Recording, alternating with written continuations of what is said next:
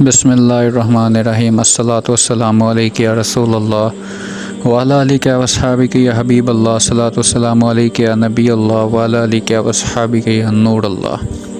کثرت سے وفود آنے کی وجہ۔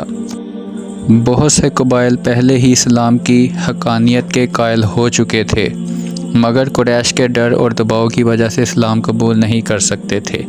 فتح مکہ نے اس رکاوٹ کو دور کر دیا۔ اب اسلام کی تعلیمات اور قرآن کے مقدس پیغام نے ہر ایک کے دل پر سکہ بٹھا دیا، جس کا نتیجہ یہ نکلا کہ وہ لوگ جو پہلے اسلام کی بات سننا گوارا نہیں کرتے تھے، اب پروانوں کی طرح شمع رسالت مصطفیٰ جان رحمت صلی اللہ علیہ وآلہ وسلم پر نثار ہونے لگے۔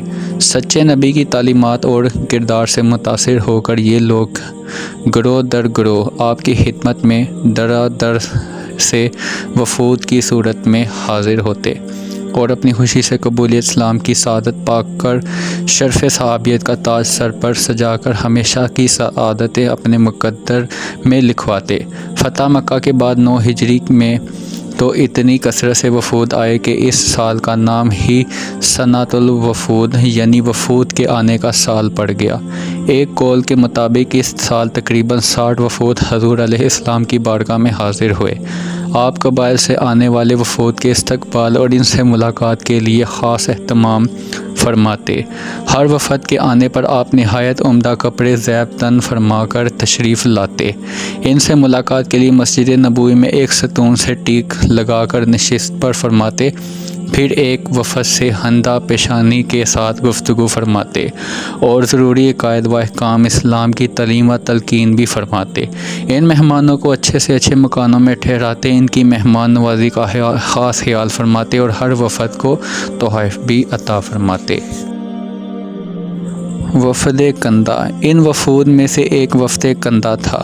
یہ لوگ یمن کے اطراف میں رہتے تھے۔ اس قبیلے کے 70 یا 80 افراد بہت سج و دھج کے مدینہ آئے، بالوں میں کنگھی ریشم کے جیے پہنے، جسم پر ہتھیار سجائے یہ مدینہ شریف کی آبادی میں داخل ہوئے۔ جب یہ لوگ بارگاہ رسالت میں حاضر ہوئے تو اللہ کے آخری نبی صلی اللہ علیہ وآلہ وسلم نے ان سے پوچھا، کیا تم نے اسلام قبول کر لیا؟ سب نے عرض کی، جی ہاں۔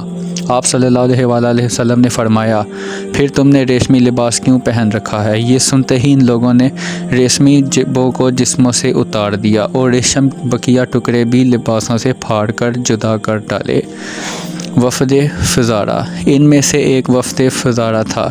یہ 20 افراد کا وفد تھا۔ یہ حاضر خدمت ہوئے اور اپنے اسلام کا اعلان کیا اور بتایا کہ یا رسول اللہ صلی اللہ علیہ وسلم، ہمارے علاقے میں سخت قحط ہے، اب فقر و فاقہ ہمارے لیے ناقابل برداشت ہے، آپ کرم فرمائیں اور بارش کی دعا فرمائیں۔ اللہ کے آخری نبی صلی اللہ علیہ وآلہ وسلم نے جمعہ کے دن ممبر پر دعا فرما دی، فوراً بارش برسنے لگی، 1 ہفتے تک جاری رہی۔ دوسرے جمعہ کو جب اللہ کے آخری نبی صلی اللہ علیہ وآلہ وسلم خطبہ فرما رہے تھے تو ایک اعرابی نے عرض کی، یا رسول اللہ صلی اللہ علیہ وسلم، بارش کی کثرت کی وجہ سے مویشی ہلاک ہونے لگے، بال بچے بھوک سے بے قرار ہونے لگے اور تمام راستے بند ہو گئے، دعا فرمائیں کہ یہ بارش پہاڑوں پر برسے اور کھیتوں پر نہ برسے۔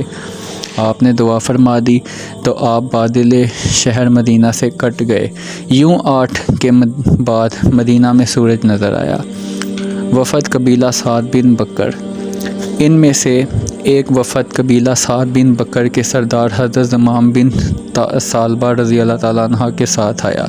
یہ سرخ و سفید رنگت اور لمبے بالوں کے مالک ہونے کے ساتھ بڑے خوبصورت آدمی تھے۔ یہ اللہ کے آخری نبی صلی اللہ علیہ وآلہ وسلم کے پاس آئے اور کہا، اے ابو مطلب کے بیٹے، میں آپ سے چند چیزوں کے بارے میں سوال کروں گا اور سوالات میں سختی کروں گا، آپ مجھ سے ناراض مت ہو جائیے گا۔ آپ صلی اللہ علیہ وسلم نے فرمایا، تم جو چاہو مجھ سے پوچھ سکتے ہو۔ پھر اس طرح سے مکالمہ ہوا۔ زمام بن ثعلبہ میں آپ کو اس خدا کی قسم دے کر جو آپ اور تمام انسانوں کا پروردگار ہے، یہ پوچھتا ہوں کہ کیا اللہ پاک نے آپ کو ہماری طرف اپنا رسول بنا کر بھیجا؟ آپ صلی اللہ علیہ وسلم نے فرمایا، ہاں۔ زمام بن ثعلبہ، میں آپ کو خدا کی قسم دے کر یہ سوال کرتا ہوں کہ نماز و روزہ اور حج و زکوٰۃ اللہ پاک نے ہم پر فرض فرمایا؟ نبی پاک صلی اللہ علیہ وسلم نے فرمایا، جی ہاں۔ زمام بن ثعلبہ: آپ نے جو کچھ فرمایا میں اس پر ایمان لایا اور میں ثعلبہ بن ثعلبہ ہوں۔